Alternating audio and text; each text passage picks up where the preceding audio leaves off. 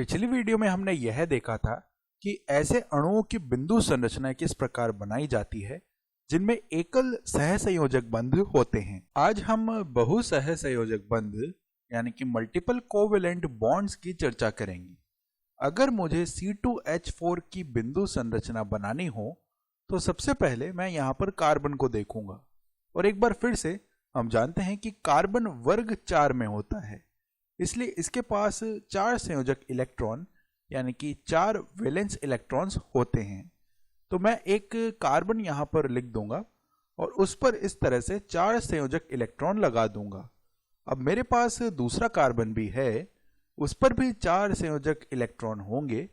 तुरंत हम देख सकते हैं कि इन दोनों कार्बनों के बीच एक एकल सहसंयोजक बंध बनेगा। अब हमारे पास 4 हाइड्रोजन हैं और हम जानते हैं कि हाइड्रोजन आवर्त सारणी के वर्ग 1 में होता है, इसलिए इसके पास एक संयोजक इलेक्ट्रॉन होता है। इसलिए यह सही लगेगा कि प्रत्येक कार्बन पर 2 हाइड्रोजन रखे जाएं। तो अगर मैं एक हाइड्रोजन यहां रखूं और दूसरा उसी कार्बन पर, तो अब मेरे पास 2 और हाइड्रोजन बचेंगे। उन्हें मैं दाएं तरफ वाले कार्बन पर रख सकता हूं। जब मैं यहां पर इन बिंदुओं को जोड़ूंगा तो मुझे कार्बन और हाइड्रोजन के बीच बंध दिखेंगे, लेकिन यह सही बिंदु संरचना नहीं है, क्योंकि अगर आप कार्बन के चारों तरफ इलेक्ट्रॉनों को गिने, मान लीजिए कि बाएं तरफ वाले कार्बन पर इस प्रकार से 2, उसके बाद यहां पर यह 4 हो जाएगा, फिर 6 और फिर कुल मिलाकर हमें 7 इलेक्ट्रॉन मिलेंगे। तो केवल 7 इलेक्ट्रॉनों के साथ कार्बन अष्टक पूर्ण नहीं होगा। कार्बन को अष्टक पूरा करने का केवल एक तरीका यह है कि अगर यह इलेक्ट्रॉन यहां आ जाए और यह इलेक्ट्रॉन भी इधर आकर दोनों कार्बनों के बीच एक द्विसहसंयोजक बंध यानी कि डबल कोवेलेंट बॉन्ड बना ले। अब इन कार्बनों के बीच एक की जगह 2 बंध होंगे।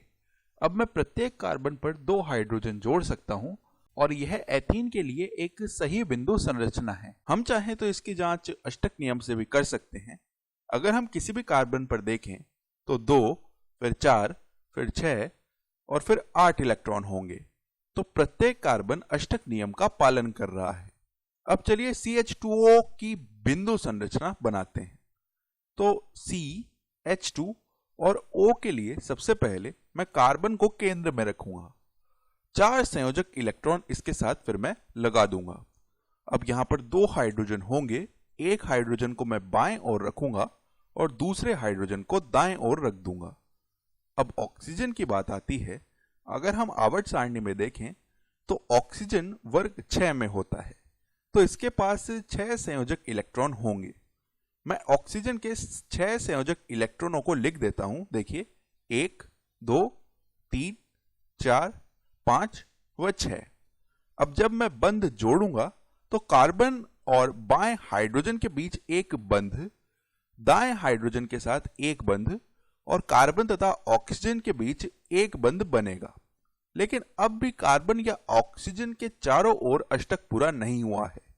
अगर मैं कार्बन के चारों ओर इलेक्ट्रॉनों को दर्शाऊं तो यह 2, फिर 4, फिर 6 और फिर 7 होंगे। तो अब भी कार्बन का अष्टक पूरा नहीं हुआ है, इसलिए हमें ऑक्सीजन और कार्बन को एक एक इलेक्ट्रॉन साझा कराना होगा। इस तरह कार्बन और ऑक्सीजन के बीच एकल बंध की बजाय द्विबंध यानी कि डबल बॉन्ड बनेगा। अब भी ऑक्सीजन पर 2 लॉन पेयर्स यानी कि एकाकी इलेक्ट्रॉन युग्म बचे रहेंगे और कार्बन पर 2 हाइड्रोजन जुड़े रहेंगे। तो यही हमारे पास फॉर्मेल्डिहाइड की बिंदु संरचना है। अगर हम दोबारा अष्टक की जांच करें तो कार्बन पर 2, 4, 6, 8 इलेक्ट्रॉन होंगे और ऑक्सीजन पर भी अष्टक पूरा होगा। तो यही फॉर्मेल्डिहाइड की संरचना होती है। अब एक और उदाहरण करते हैं जो कि होगा C2H2। तो 2 कार्बन होंगे, प्रत्येक के पास यहां पर 4 संयोजक इलेक्ट्रॉन होने वाले हैं। जैसे ही हम दोनों कार्बनों को जोड़ेंगे तुरंत इनके बीच एकल सहसंयोजक बंध बनेगा। अब हमारे पास 2 हाइड्रोजन हैं, तो एक हाइड्रोजन बाएं कार्बन पर और दूसरा दाएं कार्बन पर जोड़ देंगे। अब अगर हम कार्बन के चारों ओर इलेक्ट्रॉनों की गिनती करें तो यह है 2, 4, 5, 6। लेकिन कार्बन को अष्टक चाहिए, इसलिए दोनों कार्बनों के दो दो अतिरिक्त इलेक्ट्रॉन हम साझा करेंगे। तो हमें इन इलेक्ट्रॉनों को भी साझा करना पड़ेगा। इससे दोनों कार्बनों के बीच एक त्रिबंध या कह सकते हैं त्रिसहसंयोजक बंध यानी कि ट्रिपल कोवेलेंट बॉन्ड बनेगा। अब अगर हम तीन बंध कार्बनों के बीच दिखाएं और दोनों तरफ एक एक हाइड्रोजन जोड़ें तो हम फिर से अष्टक की जांच कर सकते हैं। अब प्रत्येक कार्बन पर देखिए 2, 4, 6, 8 इलेक्ट्रॉन होंगे। तो यही हमारे पास एथाइन, जिसे हम एसिटिलीन भी कहते हैं, उसकी सही बिंदु संरचना है। इस तरह हमने देखा कि किस प्रकार से अणुओं के लिए बिंदु संरचना बनाई जाती है, चाहे वे एकल सहसंयोजक बंध वाले हों या बहु सहसंयोजक बंध वाले। और अगली वीडियो में हम कार्बन वाले विभिन्न अणुओं की संकरण अवस्था यानी कि हाइब्रिडाइजेशन स्टेट्स की चर्चा करेंगे।